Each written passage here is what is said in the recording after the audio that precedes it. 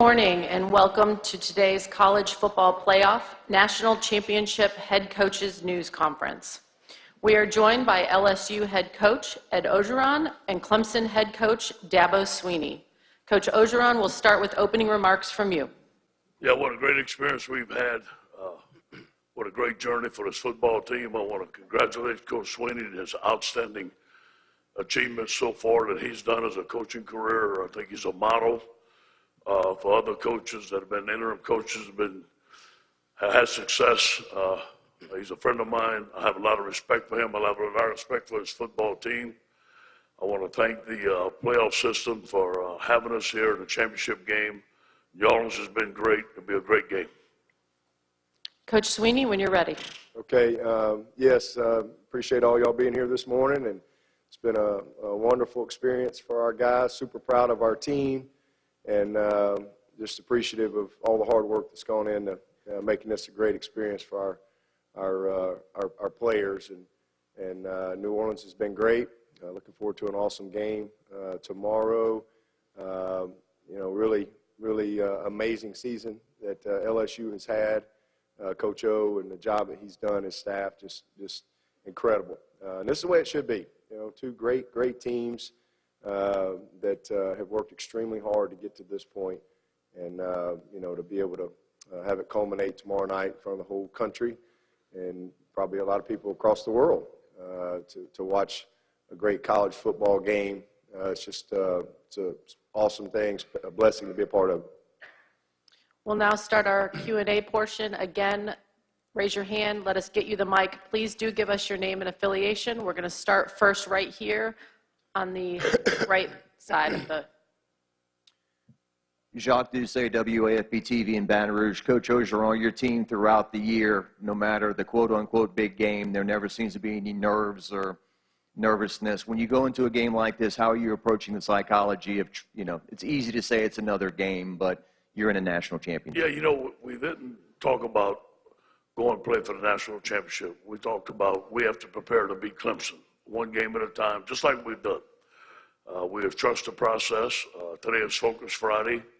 The guys are getting excited. They are getting antsy. I can feel it. I'm getting antsy too.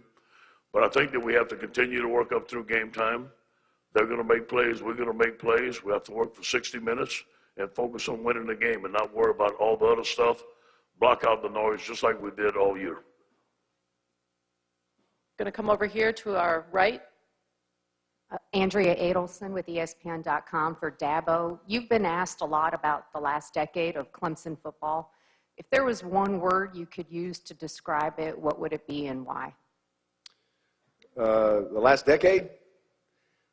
Transformative. Is that a word? We've transformed Clemson, and the next decade is the Roaring 20s. So I'm excited. I heard those were great. So hopefully we can relive those. Come over here on our left side in the middle. For Dabo, you possibly winning 30 straight games. That's only happened 6 times since the 50s. 3 out of 4 championships only happened 3 times, I think. Back-to-back national championships, undefeated, hasn't happened since Nebraska in the 90s. Do you give any of this information to your team to sort of say, hey, listen, you have a chance to not just be champions, but to be all-time great champions? Well, I mean, this is 2020. I don't have to give them anything. They just get woken up in the middle of the night with breaking alerts. It's just the information is overloaded into their world, today. So I don't have to give them anything. They see it, they hear it. It's a constant. They know. Certainly, we reinforce from time to time, what their opportunity is. But it's not like we're giving them anything they don't know. They know. They're very well aware of what they've been able to achieve. And listen, regardless of what happens in the game tomorrow night, it's really been a historic run, and to win 2 out of the last 3 national championships is amazing. And I'm just super proud of all of our teams that have worked so hard to just be the best they can be. And that's really our goal. That's it. Sometimes you get beat, and our goal is to be the best we can be every single year. And you know, winning a national championship is a byproduct of that commitment. And so just thankful for all of our teams, and they're well aware of all the opportunity and all that stuff, but that's really not the focus. I think when you focus on that, you're focusing on the magnitude of the moment, and you lose the joy of the moment. And that's all we try to focus on, is just being great where our feet are, and you know, just have some fun doing what we do to get ready. Go over here to our right in the middle section, halfway back. To both of you, similar question, Coach O. You've had a lot of reaction to your accent over the years. I know some of the players have impersonations and things like that. How important is the accent to you and what it represents? And Coach Swinney, I know that you present a certain way publicly. Your players say you're the exact same guy to them. How important is that authenticity to you? You know, being Cajun, I'm very proud of being Cajun. My grandparents didn't speak English, and my mother and father spoke Cajun French at the table. And then when they wanted to talk about me, they spoke Cajun French, so I learned Cajun French. And so I'm excited to be at LSU, at home, where we're proud of our Cajun heritage. We're proud of Louisiana. I just feel at home here. People that made fun of my accent before, I thank them. That gave me internal motivation to do better. So I thank them to be motivators in my career. Coach Swinney? Well, I mean, it's ironic. I obviously grew up in Alabama, and sometimes I meet people along the way, and they'd say, you know, where do you get a name like Dabo? And so sometimes I just didn't want to tell. I'd just say, well, I'm Cajun, D-A-B-E-A-U-X, Dabo. And I just, you know, going about my business. So I kind of feel at home here too. You know, but anyway, I just think that you just got to be who you are. Somebody asked me a question yesterday. They said, you know, and they were talking about Coach O and myself about, you know, I guess how we handle ourselves or something. And I just, you know, I don't know how to do I don't know how to be somebody else. All I know how to do is be myself. And if that's not good enough, it's not good enough. So I'm not really trying to be someone else. And I just think you have to just be genuine and be transparent. And if you just speak the truth, you don't have to remember what you say. And you can speak from the heart. And sometimes people don't like that, but at least you know it's the truth to you. So that's all that matters. And just, I think, again, just being genuine in everything that you do. And man, that's what I love about Coach O. And have for a long time, not just since he's been at LSU. I mean, he's one of the most genuine, passionate people that you see in this business. And it resonates, you know, with his players. And so that's why he's been so successful. Come back over here to our left, right in the middle. Hey, Dabo, Will Vandervoort with the Clemson Insider. I want to ask you two questions. First, what's the status of Niles Pinckney? And then second, also want to ask you about Brad yesterday, and what were you doing? Were you watching the game, and what did you say to Coach Brownell after their big win yesterday? Yeah, Niles is we're hopeful, but he's if he plays, he'll be limited. Still battling that ankle. So and then, but Brad, I actually got to see the overtime part. So I didn't see anything up until that, and so I saw the best part. It was awesome. It was amazing. I mean, that's an amazing streak. And then I was with Dan Radakovich shortly after that, and so it was pretty cool. But really just happy for Brad and his whole team. Text Amir Sims right away and text back and forth with him last night. Just super proud of those guys. I mean, to be able to accomplish something that nobody's done. You're talking about 59 years, man. I mean, you'd think sooner or later somebody, you know, I mean, somewhere along the way you'd win one. But it was pretty amazing. Long time coming, obviously, over 90 years, I guess. So special moment for Coach B and his team and for Clemson. Stay in the same area right over here to our left. Coach, over to your left. Trevor Groves, CUTigers.com. I understand that you had to move practice to the Hilton Ballroom yesterday because of the weather while LSU was in the Palatial Saints indoor facility. Just curious how that affected your preparation, and will you have any sort of a walkthrough today? Yeah, we might have had the best practice we've had all year. And we had the same opportunity to go to the Palatial Saints facility. It's not like, you know, it's just crazy how people put these narratives out there right away. We had the same exact opportunity to go there, but we were going to have to change our schedule and just didn't want to do that. And obviously the weather was nasty. So it was great. I mean, it's massive. And it was a Thursday practice for us. And our Thursday practices are kind of jog through anyway. And this was practice 9, day 10 in a row that we've been together, so it was even lighter than that, but it was a lot of fun. It was great energy. I mean, listen, I mean, both these teams are ready to play. I mean, you can only practice so much. So it was a great practice. It was a great day, and thankful that we had a really good facility. And, again, we could have done the same exact thing. I just chose not to change our schedule up and stay on course, and it's great. We're going to go right here in the center, in the back. This one's for Coach O, Michael Cobble, WBRZ-TV in Baton Rouge. Coach, we've marveled a lot about Joe's preparation and his thoroughness in that preparation. Have you ever been around a college player who really doesn't want to partake in any of the college scene? And has that rubbed off on the guys that have been around him? I've never been around a player like Joe. And obviously he's very talented and he's a leader, but day in and day out, he's the same guy. Very focused in on a task in hand. It's about execution and winning and being great. And last game, you know, he threw 8 touchdowns and he wasn't satisfied. I mean, that's him.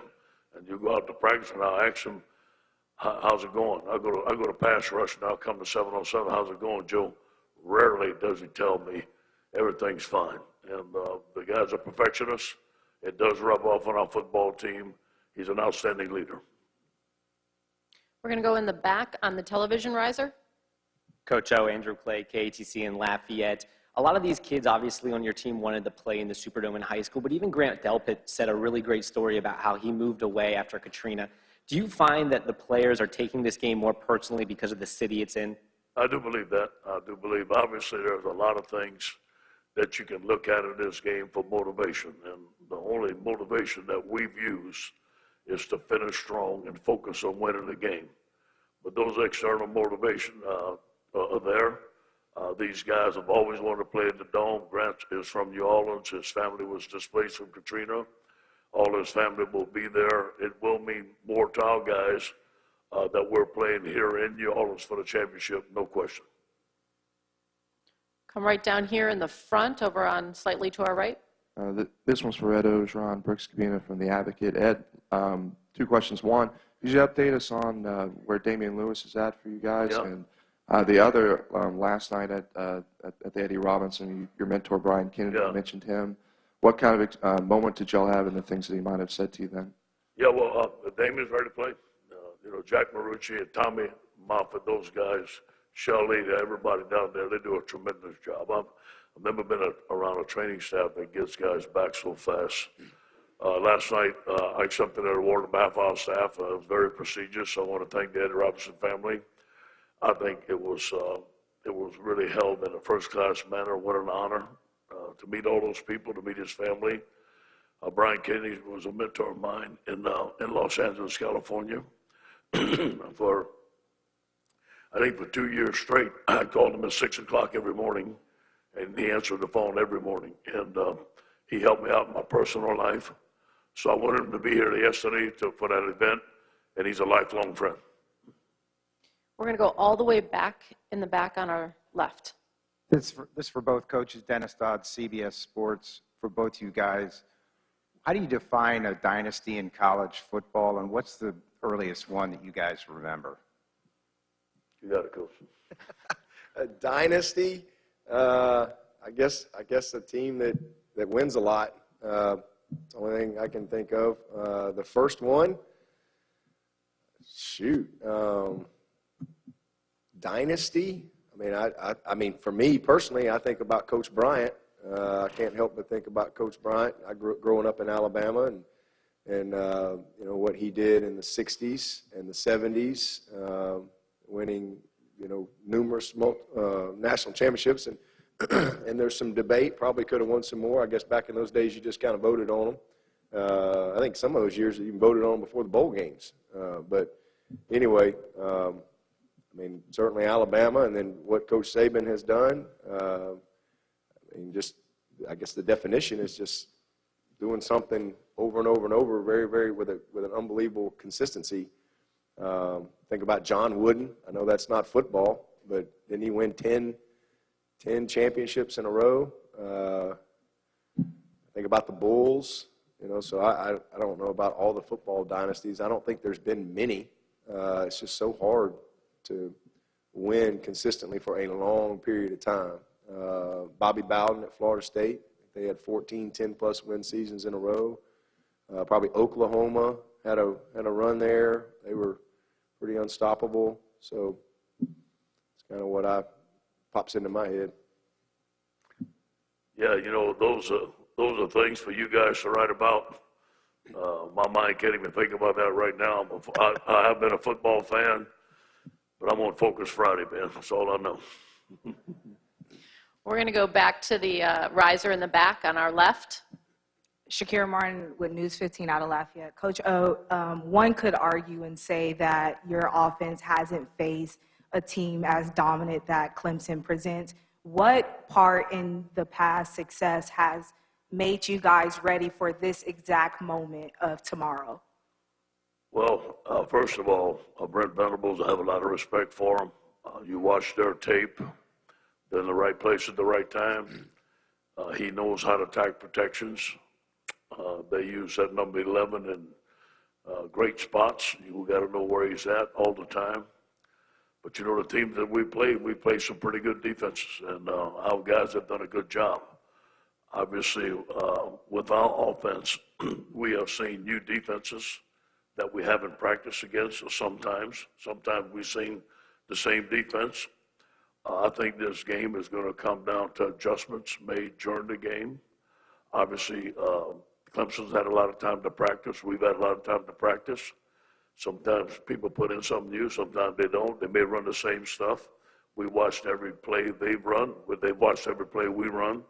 So we're going to be prepared. But I think when it comes down to coaches making the proper calls, but I think what we have an advantage of with this year, more than any other team I've been with, that Joe can execute those plays, and we put playmakers in space and let them play.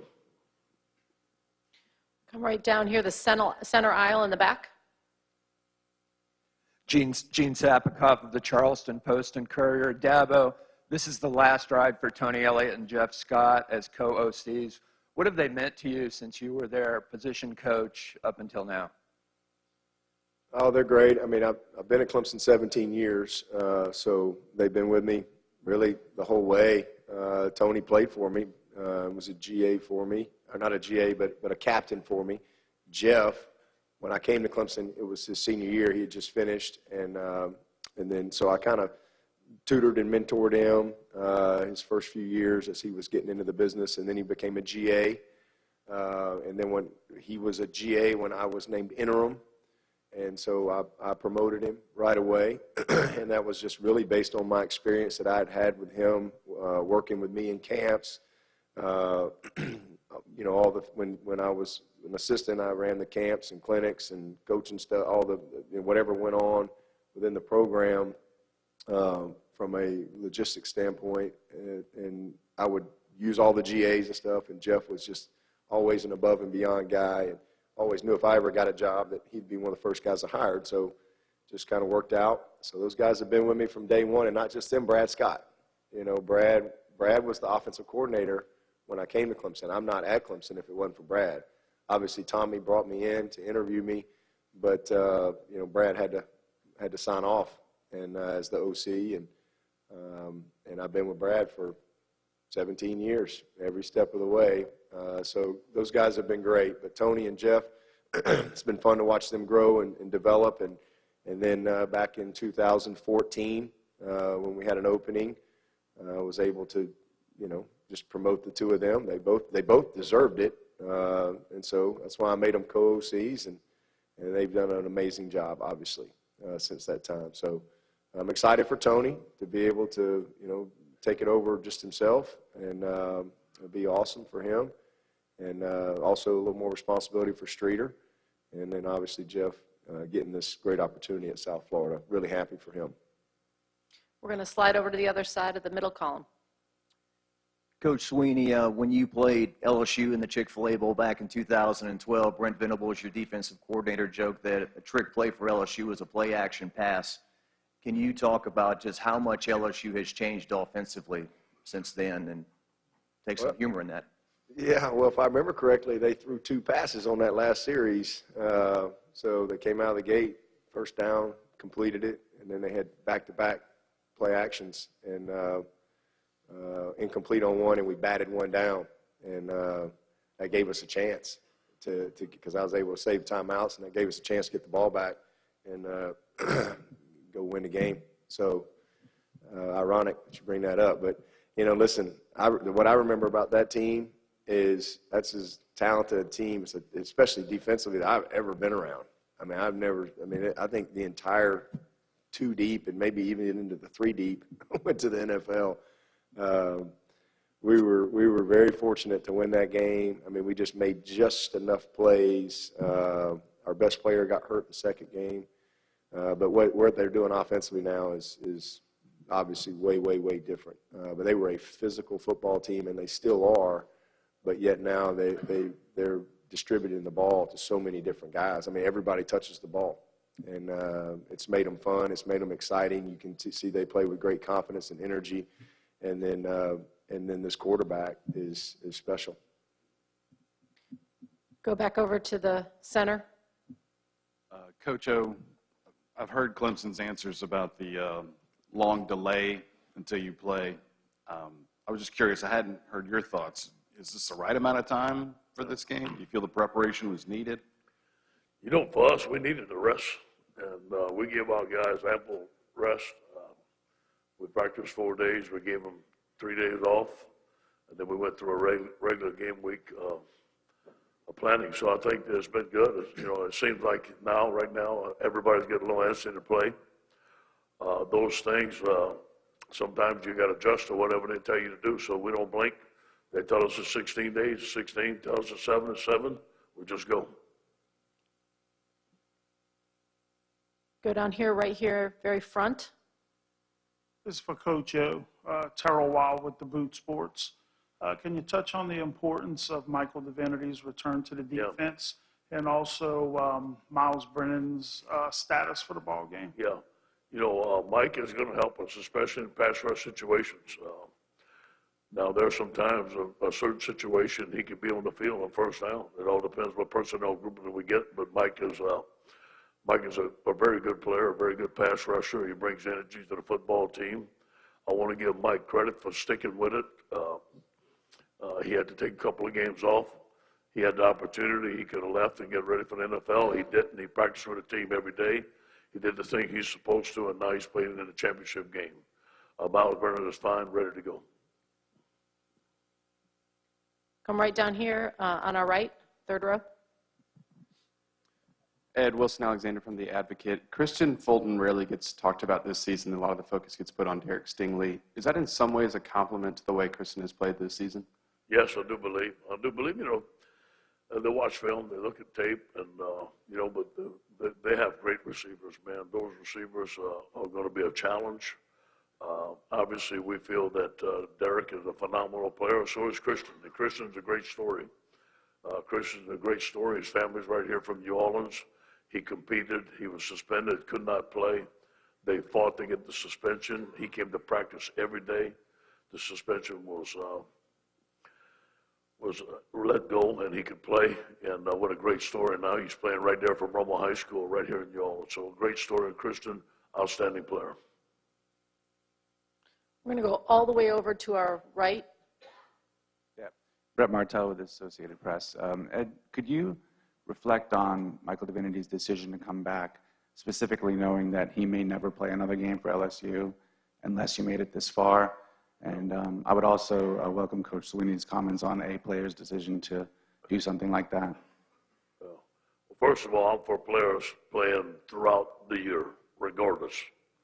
It's your team. You play for your football team, one heartbeat. That's my opinion, and my opinion only. And I know there's special circumstances where players feel that they'll opt out to go to the NFL. And again, that's their personal decision. But me personally, I think I'm a team man. Stay with your team. Michael did that. Michael had a chance to go out early last year. He wanted to come back. He wanted to finish his career at LSU.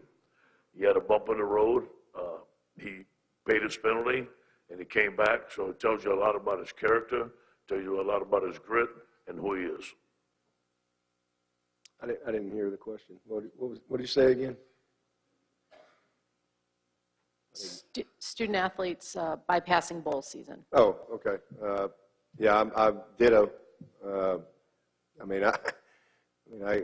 grew up in college football. I've been in college football since 1988, and I know there's a different world, and everybody makes their own decisions. Doesn't mean somebody's right or wrong, but I agree. I think that me personally, I think it's team. You finish. Back over here in the center. Coach O, I don't remember when you started the block out the noise mantra, but you've had some personal hurdles and obstacles to overcome in your life. I've heard you reference your faith and Kelly's faith getting you through those. Is that something that you kind of always had about you? Or did the block out the noise mantra even leak into your personal life? No, I think that, at the beginning of my career, I had to block out the negative noise. And there was a lot of negative noise. I couldn't let it affect me, and there was no way I would.